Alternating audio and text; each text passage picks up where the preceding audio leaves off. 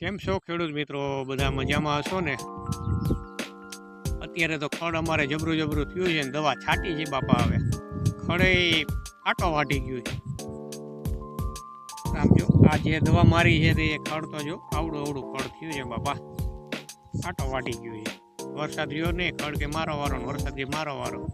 ખેડૂત શું કરે આમાં? ખંભા તોડે, અત્યારે ખંભા તોડી છે. અત્યારે 18 પંપ ઓછામાં ઓછા આવ્યા. સવારના મારી છે દવા, 2 દિવસથી કરાર આપી છે. દવા મારી પછી એરંડાનું વાવેતર કરી. હવે બીજું તો શું કરવું આની અંદર? એરંડા વાવશું. અને એરંડાની વિશે કોઈને માહિતી ખેડૂતને હોય તો જરૂરથી કોમેન્ટ બોક્સમાં જણાવજો કે આ એરંડા વાવવા જોઈએ, બરાબર? અને એરંડામાં તો અમે પ્રથમ વખત વાવેતર કરી છે. કોઈ વર્ષે આપણે વાવેતર કર્યું નથી. તેના વિશે માહિતી આપજો. પાયામાં કયું ખાતર નાખવું જોઈએ એના વિશે માહિતી આપજો. કોઈ ખેડૂત મિત્રોને જાણ હોય તો. ઘણા ખેડૂત મિત્રોને એરંડાનું વાવેતર કરતા હોય તો તેમને ખ્યાલ હોય તો એ આપણને માર્ગદર્શન આપે તો તે પ્રમાણે કરી તો જેથી કરીને આપણે 2-5 પૈસાનો ફાયદો થાય. અને અત્યારે જે અમે દવા છંટકાવ કરેલો છે તે તમને હું બોટલ બતાવું. આ બોટલ છે એ ધાનુકા કંપનીનું છે. ધાનુકા કંપનીનું. અને આ 400 રૂપિયાની લીટર આવી છે. 400 રૂપિયાની લીટર આવી છે. અને રિઝલ્ટ સારું છે.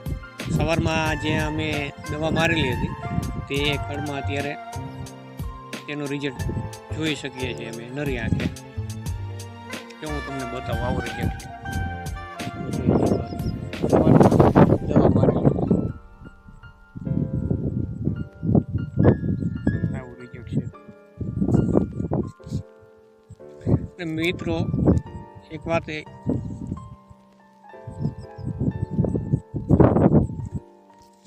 ધાનુકા કંપનીની દવા મારેલી છે.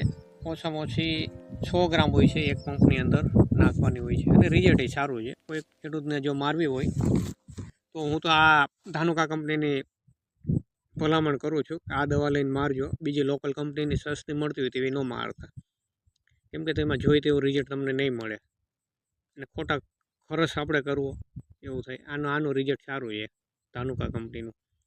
તો આ દવા તમે મારજો. આ દવા સારી આવે.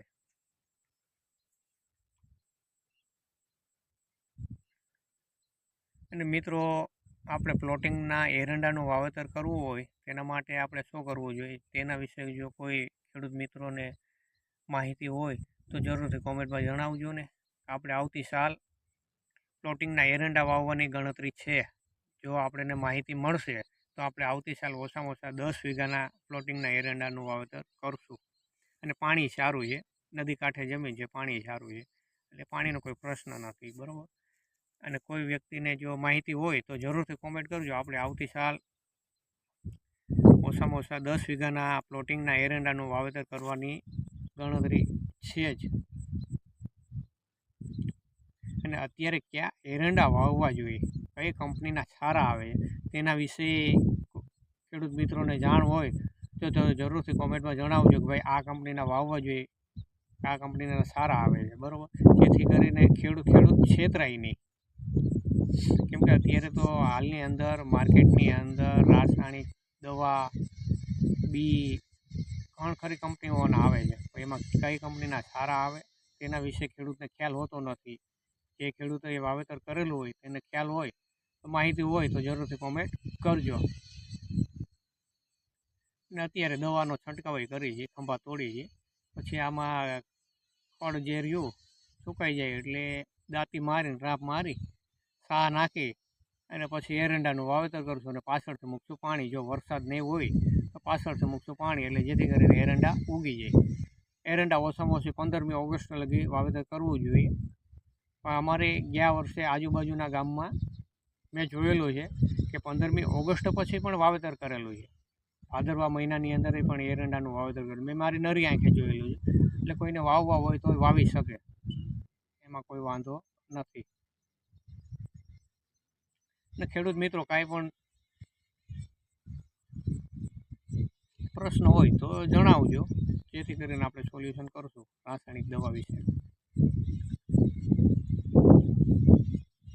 ફળ આવડું આવડું છે, તમે જોવું તો તમને એમ થાય કે ઓહો ખડ તો જો દવાની બોટલ છે